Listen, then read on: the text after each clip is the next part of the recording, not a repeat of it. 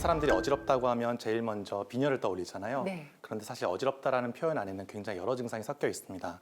어떤 분은 눈앞이 캄캄하다, 어떤 분은 어찌하다고 하고, 어떤 분들은 세상이 빙글빙글 돈다라고 표현하기도 합니다. 이렇게 표현하는 증상이 다양한 만큼 원인도 다양합니다.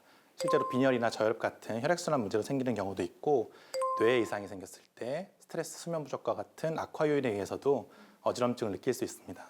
하지만 가장 흔한 것은 귀 안의 전정기관에 문제가 생겼을 때입니다. 네.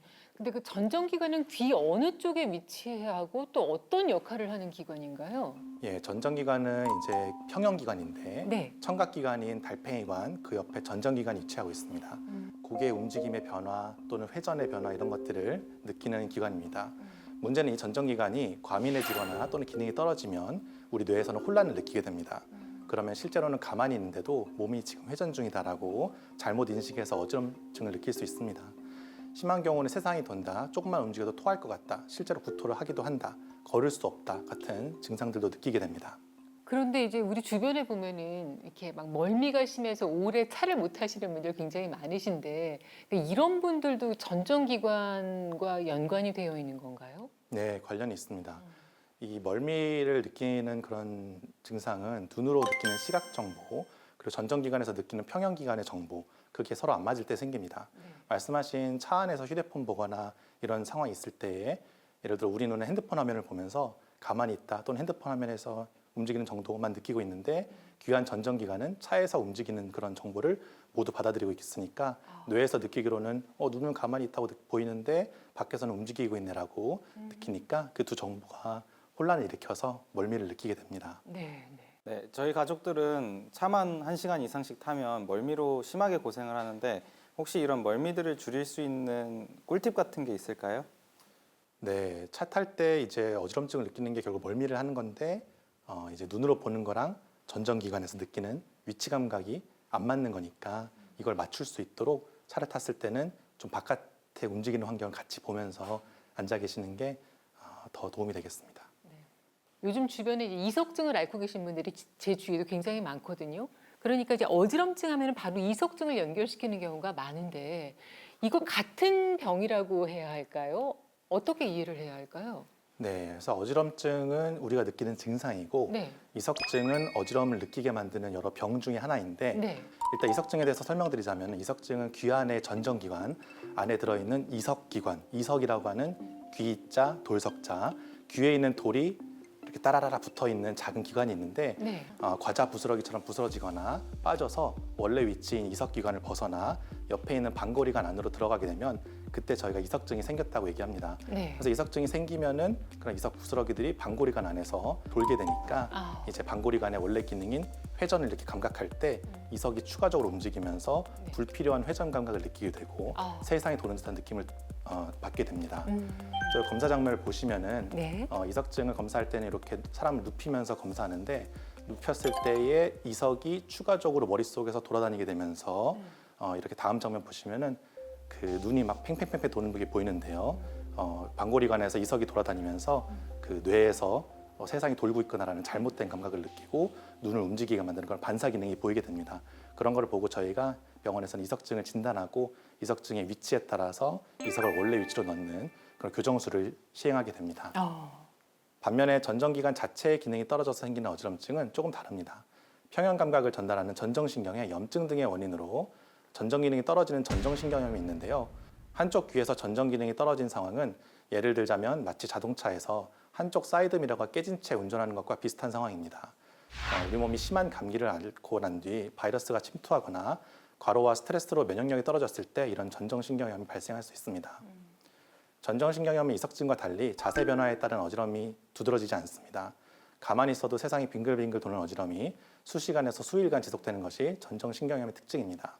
전정신경염은 그러나 다행히 우리 뇌가 시간이 지나면서 다양한 감각을 통해 균형을 맞춰나가면서 회복이 됩니다.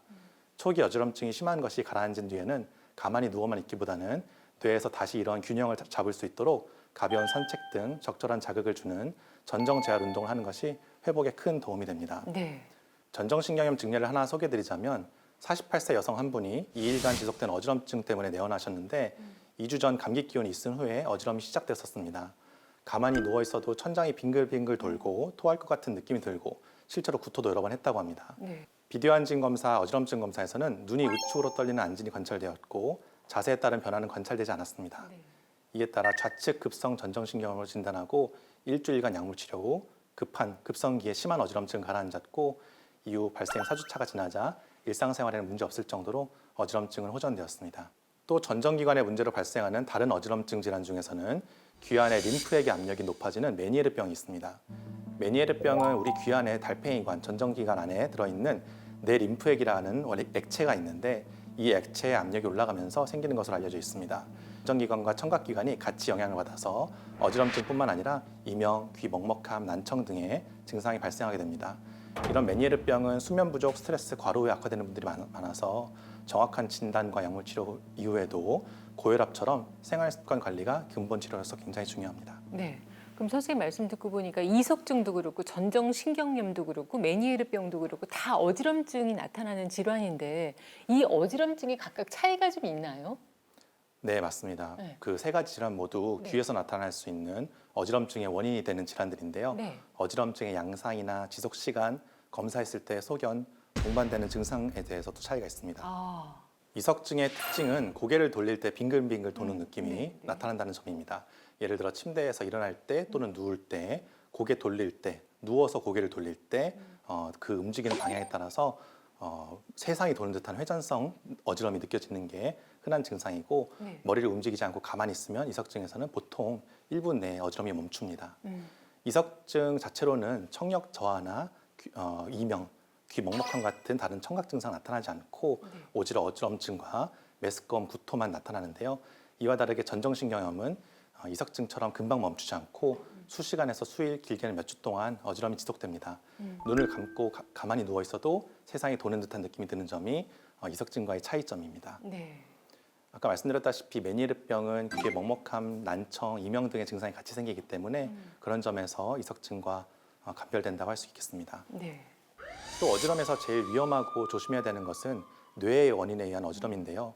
갑자기 말이 안 나오거나 말이 어눌해지거나 얼굴이 한쪽으로 처지거나 팔다리에 힘이 떨어지거나 감각이 떨어지거나 물체가 두 개로 보이는 등 신경학적인 뇌 질환을 의심해 볼 수 있는 증상이 있으면 그때는 지체 없이 병원에 내원해야 합니다. 네.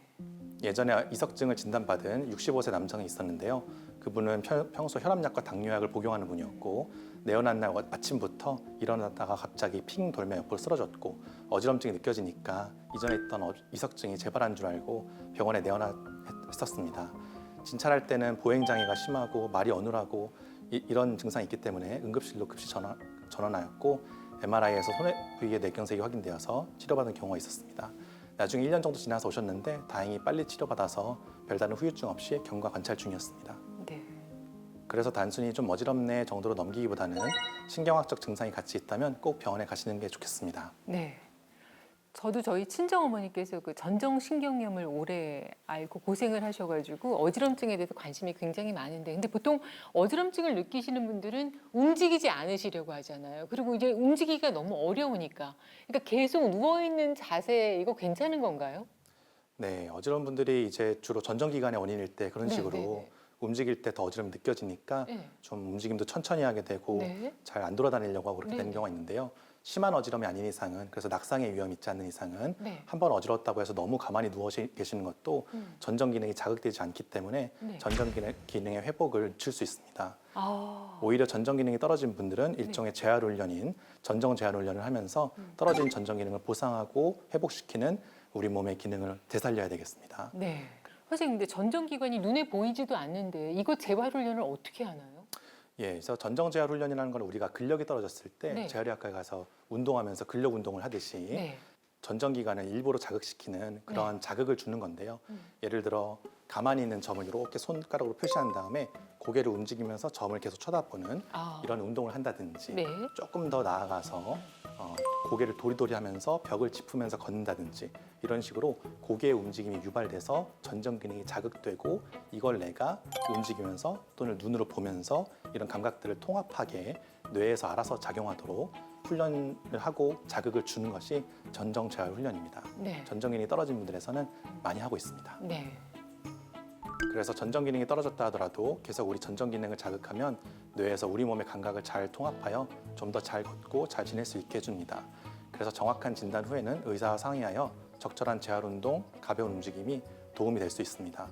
그리고 수면 부족, 과로, 스트레스가 어지럼증을 악화시키는 대표적인 요인으로 알려져 있기 때문에 메니에르병 등의 어지럼 질환이 있는 분들은 수면이 무너지면 증상이 확 재발하는 경우가 많습니다. 네. 그러므로 이런 악화 요인을 주의해야 합니다. 무엇보다 중요한 것은 반복되는 어지럼증을 그냥 체질이 있겠지 하고 방치하지 않고 병원에 내원하여 정확한 원인을 찾아 조기에 어지럼증을 적절히 치료하는 것이 중요합니다. 감사합니다.